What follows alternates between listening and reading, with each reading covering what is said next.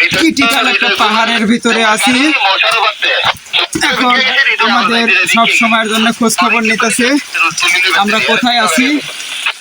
বস 11 নাম্বারের দিকে আসতেছি, রাজকান্দি বাগান 11-র দিকে।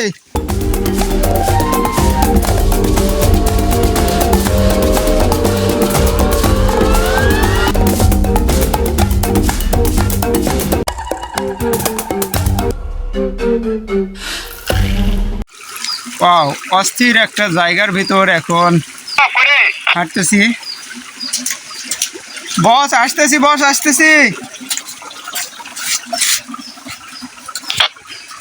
কত সুন্দর এখানে পাহাড়ি ঝর্ণা পানি যাইতেছে, পাথরগুলো অনেক পিছলা।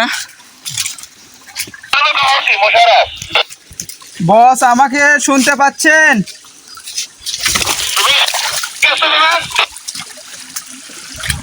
বস 11 নাম্বারের দিকে আসতেছি, রাজকান্দি বাগান 11-র দিকে।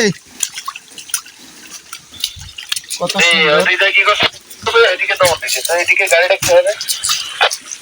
আচ্ছা বস, হৃদয় ভাই যেখানে আমি সেখানে, সমস্যা নাই। আমি হৃদয় ভাইয়ের সাথে যোগাযোগ করে আমি আসতেছি।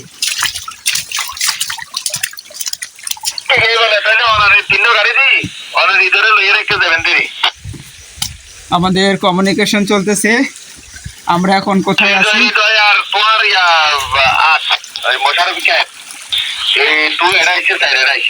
আমরা এখন অনেক ক্রিটিক্যাল একটা পাহাড়ের ভিতরে আছি।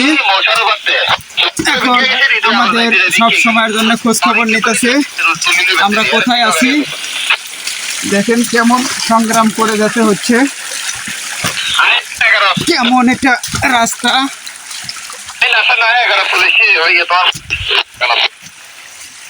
বস হৃদয় ভাইয়ের সাথে যোগাযোগ করছেন?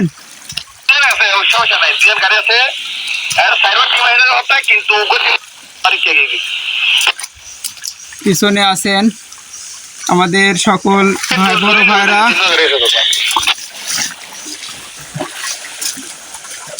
এখন ঝর্ণার পানি, অনেক সুন্দর পরিবেশ। আসলে এইসব জায়গাতে ঘুরতেছি, আপনাদেরকে দেখাতে পারতেছি, এটা অনেক কিছু। নিজেই চলাটা কঠিন, তারপরেও আমি আপনাদেরকে ভিডিও করে দেখানোর চেষ্টা করতেছি। অবশ্যই চ্যানেলটিকে সাবস্ক্রাইব করে পাশে থাকবেন এবং কোন জায়গা আপনাদের প্রিয় সেই জায়গাটা আমাদের কমেন্ট বক্সে লিখবেন। সেই জায়গার ভিডিওটি আপনাদের মাঝে তুলে ধরার চেষ্টা করব। দেখতে থাকুন আমরা কিভাবে করে এই ঝর্ণা প্রবাহিত সরা দিয়ে যাইতেছি। সন্ধ্যা ঘনিয়ে আসতেছে, এখনও আমরা বেরোতে পারিনি পাহাড়ের ভিতর থেকে।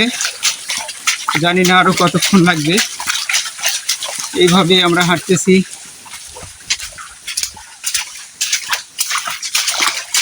সারাদিন পাহাড়ি ঢালে পাহাড়ের ভিতরে হাঁটতে হাঁটতে আমরা ক্লান্ত। তো বন্ধুরা, এই ক্লান্ত শরীরে আবার এত সুন্দর দৃশ্য আপনাদের মাঝে তুলে ধরতেছি। যদি এইসব দৃশ্য আপনাদেরকে ভালো লেগে থাকে তাহলে অবশ্যই চ্যানেলটিকে সাবস্ক্রাইব করবেন, কেননা আপনার সাবস্ক্রাইব, লাইক, কমেন্ট, শেয়ার আমাদেরকে উৎসাহিত করবে আরও সুন্দর সুন্দর ভিডিও বানাতে। দেখেন এখন আমরা এই রাস্তা দিয়ে যাইতেছি, কেমন ভয়ঙ্কর রাস্তা।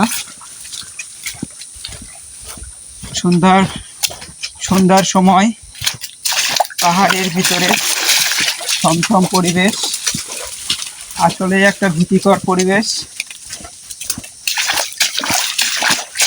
যেটা দেখলে হয়তোবা আপনাদের গায়েও টাকা দিয়ে উঠতে পারে।